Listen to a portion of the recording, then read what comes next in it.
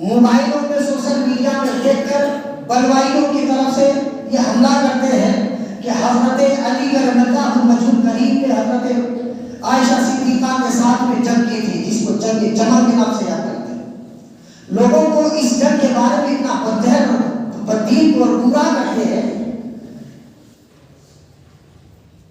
کہ ہمارا ایمان تک ختم ہو جاتا ہے، ہمیں احساس تک نہیں ہوتا ہے۔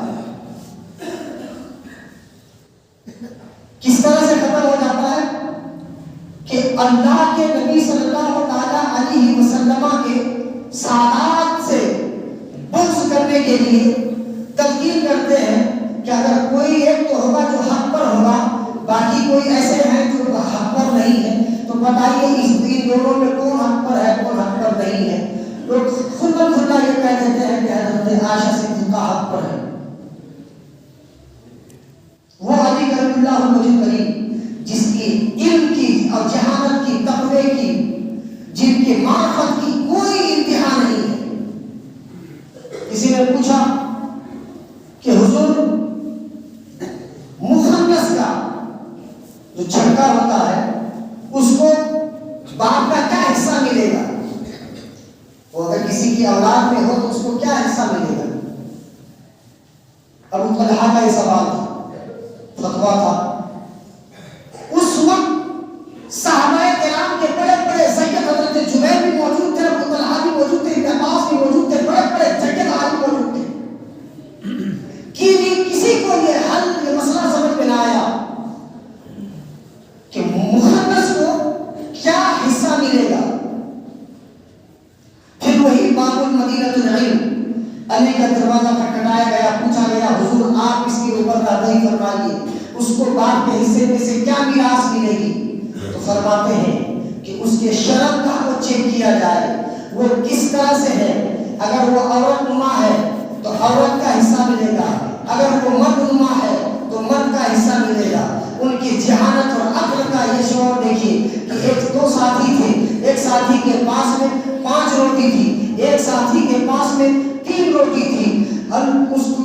جب وہ لوگ کھانے لگے، ایک مہمان آیا، اس نے کہا کہ میں بھوکا ہوں مجھے روٹی کھلا دو، تو انہوں نے کہا کہ ٹھیک ہے آپ بھی بیٹھ کے کھانا کھا لیجیے۔ تینوں نے کھانا کھایا اور وہ مہمان جاتے جاتے جیب میں سے ان کو 8 سکے 8 درہم سونے کے دے کر چلے گئے۔ انہوں نے کہا کہ بھائی میرے 5 روٹی تھی تو میں 5 رکھوں گا، تمہارے 3 روٹی تھی تم 3 سکے رکھ لو۔ تو وہ 3 روٹی والا کہتا ہے کہ نہیں، حصہ تو میں برابر دوں گا، اس لیے کہ تمہارے پاس میں بھی روٹی تھی میرے پاس میں بھی روٹی تھی، آنے والا مہمان تھا دونوں نے کھلایا، دونوں کیسے برابر ہوں گے؟ یہ دونوں جنے جھگڑتے کیس لے کر مقدمہ لے کر فتویٰ لے کر حضرت علی رضی اللہ عنہ کریم کے بارگاہ میں حاضر آ گئے، کہتے ہیں کہ حضور ہمارے حق میں فیصلہ کر دیجئے۔ حضرت علی فرماتے ہیں کہ اے 3 روٹی والے تجھے کتنا حصہ مل رہا ہے؟ کہ وہ تجھے 3 سکے 3 درہم دے رہا ہے، کہہ رہا ہے کہ بخوشی لے لو، اور نہیں تو تم اگر مجھ سے فتویٰ پوچھو گے تو فتویٰ کے میعاد پر تم 1 حصے کا 1 سکے کا حقدار ہو۔ کہا ایسا فیصلہ ہو سکتا ہے؟